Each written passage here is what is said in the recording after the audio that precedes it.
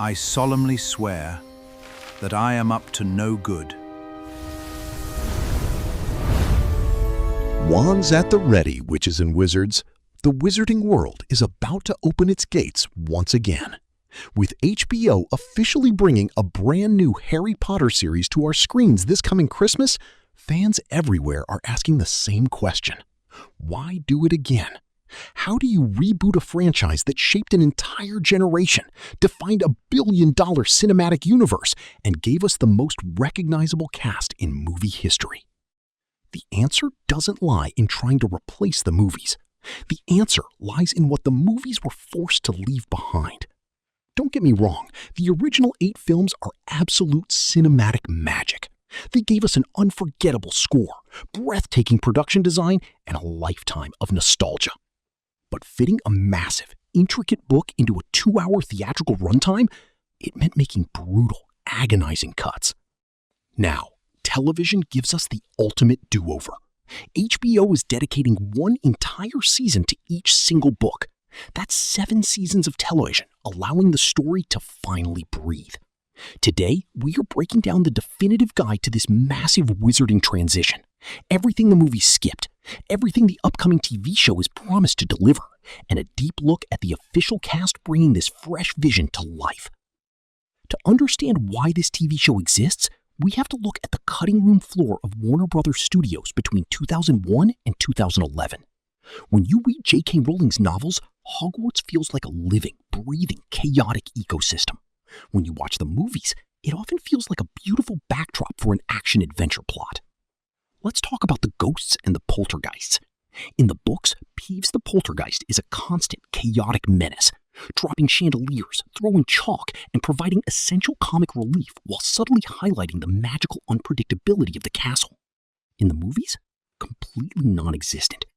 Actor Rick Mayall was actually cast and filmed scenes for The Sorcerer's Stone, but he was cut entirely due to runtime constraints. But it's not just comic relief that got axed. It was deep emotional trauma.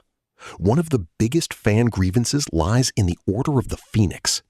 Do you remember the heartbreaking visit to St. Mungo's Hospital for Magical Maladies and Injuries? In the book, Harry, Ron, and Hermione accidentally run into their classmate Neville Longbottom. There, they discover the devastating truth. Neville's parents, Frank and Alice, didn't just die. They were tortured to insanity by Bellatrix Lestrange. We see Neville's mother silently hand him a crumpled bubblegum wrapper, which he quietly slips into his pocket. It's one of the most painfully human moments in the entire literature franchise. The movie reduced this entire complex backstory to a single brief conversation in front of a moving photograph. Then there is the Dark Lord himself. By the time we reach the Half-Blood Prince, the movie's completely shifted focus to teenage romance, cutting out almost all of Voldemort's crucial backstories. The book features Tom Riddle's lineage, the tragic, twisted history of the House of Gaunt, the revelation of how his mother used a love potion on a muggle, and his obsessive tracking down of ancient magical artifacts like Hufflepuff's cup and Slytherin's locket. Without these memories, movie-only audiences were left guessing why Voldemort chose those specific items for his Horcruxes. It wasn't just the lore that suffered under the theatrical clock. It was the characters themselves. To make a film function efficiently, screenwriters often have to compress personalities.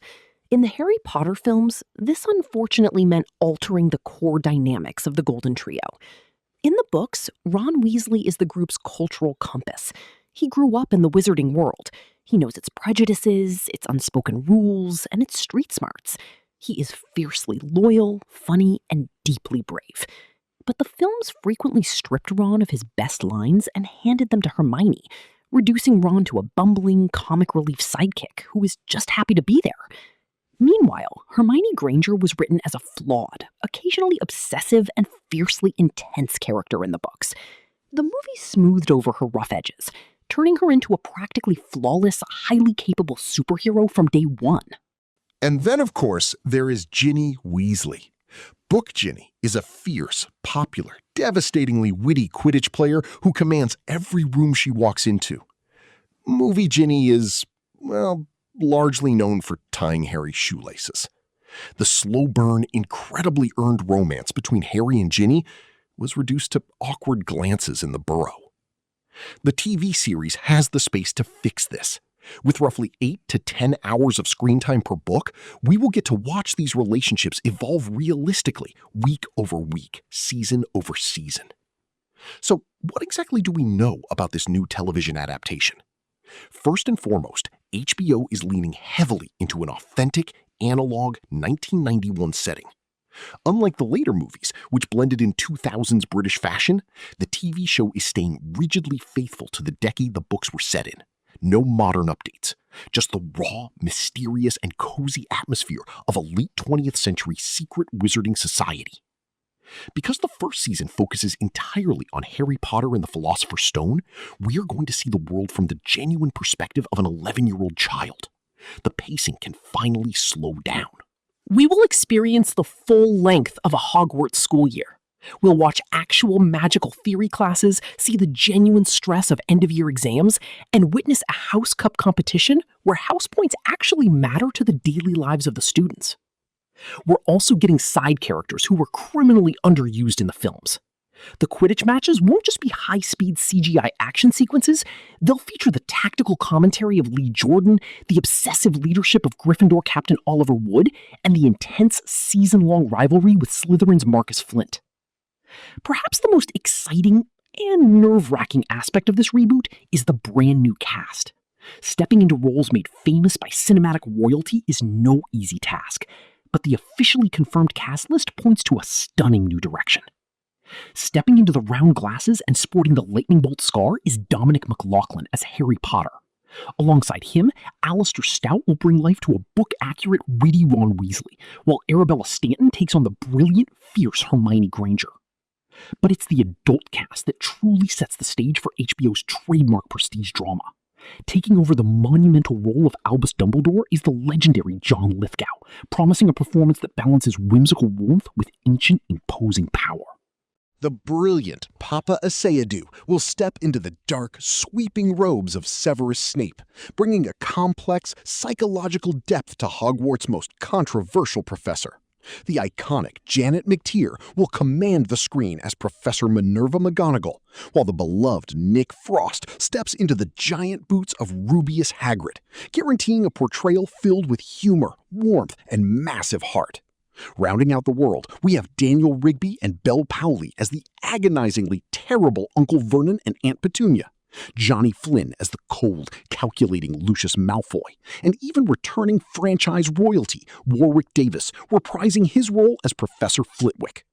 When the first episode drops on HBO and Max this December 25th, it marks the beginning of a decade-long journey. For older fans, it's a chance to see the unedited pages of our childhood fully realized on screen.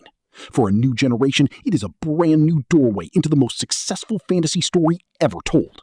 The movies gave us the unforgettable highlights. They will always be classics. But the TV show? The TV show is about to give us the whole story. So tell me in the comments below, which book scene are you most excited to finally see come to life? Are you ready to return to the common rooms? Until next time. Mischief managed.